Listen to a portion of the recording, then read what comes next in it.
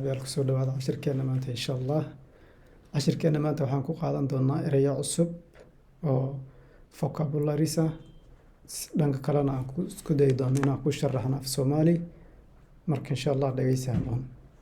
Halkan waxaa inoogu qoran English, halkana waxaa inoogu qoran af Soomaali ama af Soomaali erayo cusub. Represent waxaa weeye matalaad. Tusaale waxaan dhahaynaa xildhibaanka markii la doorto oo golaha shacabka uu tago ama ka deegaanka waxa uu matalaa dadka uu soo doortay. Represent ereygaasaan ku macnaynaynaa waa matalaad.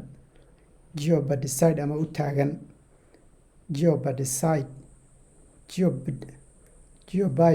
Geobide waxay noqon kartaa khatar qofka soo wajahda, ka baxsashana way noqon kartaa.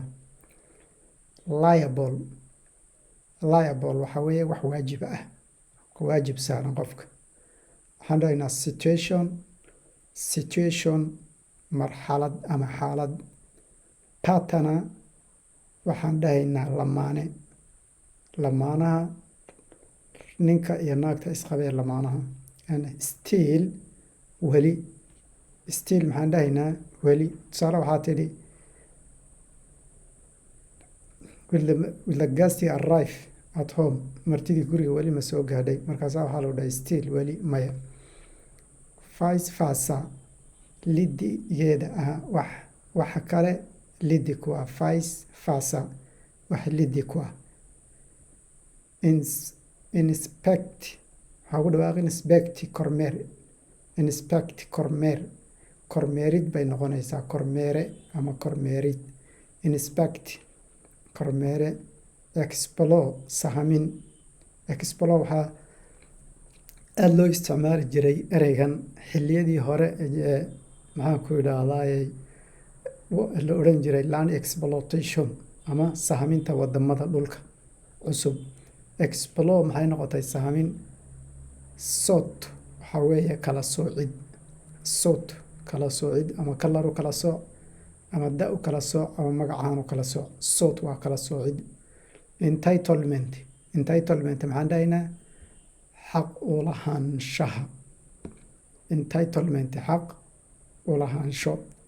Resolve xallin. Ereyga solve baa xallina. Resolve dib u xallin ayay noqonaysaa. Settle waxay noqon dejin. Marxalad baa kacday sida mudaharaadyada iyo tabashada shacabka oo kale in la dejiyay noqonaysaa. Settle waan karan. Deal heshiis waaye isaguna. Deal maxay noqotay hebel maxay buu deal kula jiraa baan aada u isticmaalnaa. Deal waa heshiis. Sight aragga. Indhaha aada wax ku aragga ayaa waxaa la yidhaha kelmadda arag ee aragtida sight waaye. Sequence isku xigxiga camal. Sequences wax isku xigxiga. Event dhacdooyinka. Esta haddii laga reebo maxay noqonaysaa event dhacdo. Esta halkii lagu darana maxay noqon dhacdooyinka. Waxyaabaha iska soo noqda ee dhaca. Revelation milicsi. Let me revelate for your work. Hal mar aan milicsado qoraalkaaga. Revelation milicsi. Respecting ixtiraam.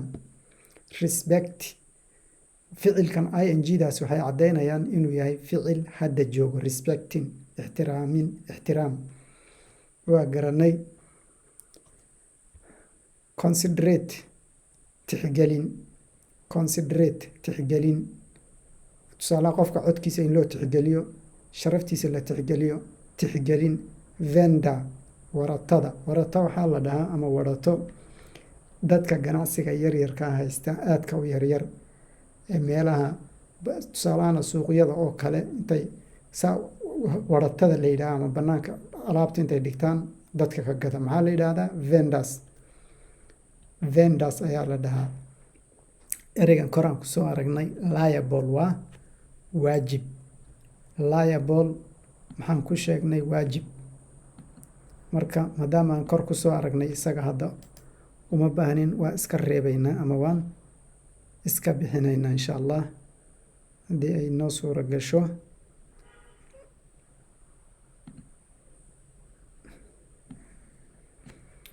عفوا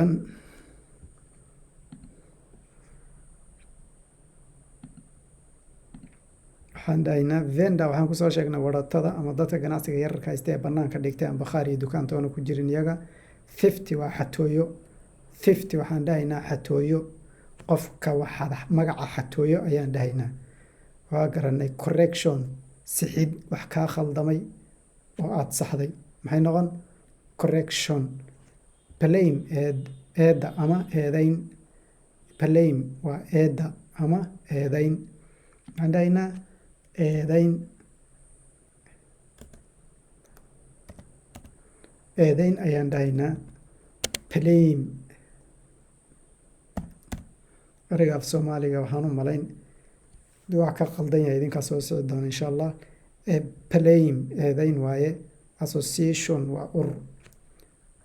Association SYL association waa dhihi kartaa. Association student ama school association, religious association waa kaas.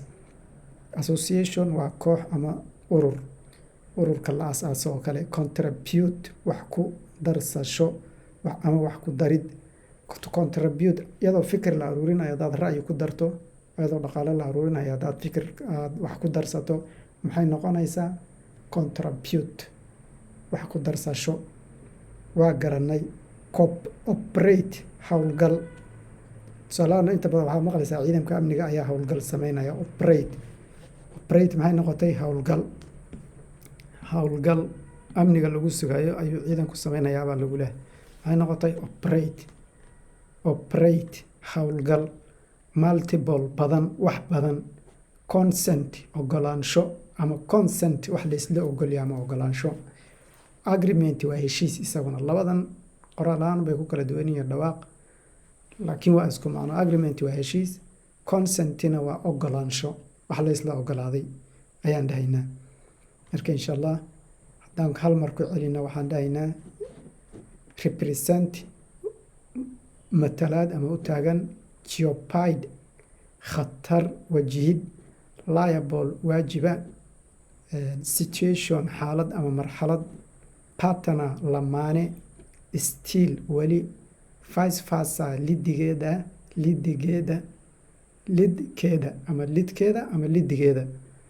Inspect kormeere ama kormeerid.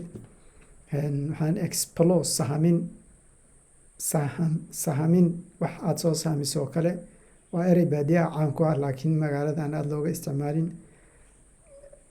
Sort kala saarid ama kala soocid. Entitlement xaq u lahaanshaha. Resolve waxaan dhahaynaa xalin. Settle dejin. Deal waxaan dhahaynaa heshiis. Sight aragga ayaan dhahaynaa. Sequence isku xigxiga wax isku xigxiga ayaan dhahaynaa. dhacdooyin iska soo dabana noqda. Event waxaan dhahaynaa dhacdooyinka. Events waaya dhacdooyinka. Revelation waxaan dhahaynaa milicsi. Respecting waxaan dhahaynaa ixtiraam ama ixtiraamaya. Consider waxaan dhahaynaa considerate tixgelin waaya iyaduna. ixtiraamid iyo tixgelin bay kala noqonayaan. Vendor waxaan dhahaynaa warato waa dadka ganacsiga yaryara ee meelaha bakhaarada iyo wadooyinka agahooda alaabta ku gada dhulka bannaan ee furan. Vendor aan dhahaynay. Theft waxaan dhahaynay xatooyo ama tuugnimo. Correction waxaan dhahaynay sixid. Blame waxaan dhahaynay eedayn ayaan dhahaynay. Association waa urur diimeed, urur waxbarasho kaad ugu yeedhaba. Contribute wax ku darid ama wax ku darso. tusaale iyadoo waxaan dhahaynay fikir la aruurinayo ama dhaqaale la aruurinayo. Contribution waa garanay. Operate waxaan dhahaynaa howlgal.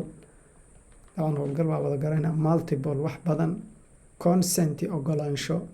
Agreement heshiis ayaan dhahaynaa. intaas ayaan ku daynaynaa cashirkeena maanta. Asalaamu calaykum waraxmatullahi wabarakaatu.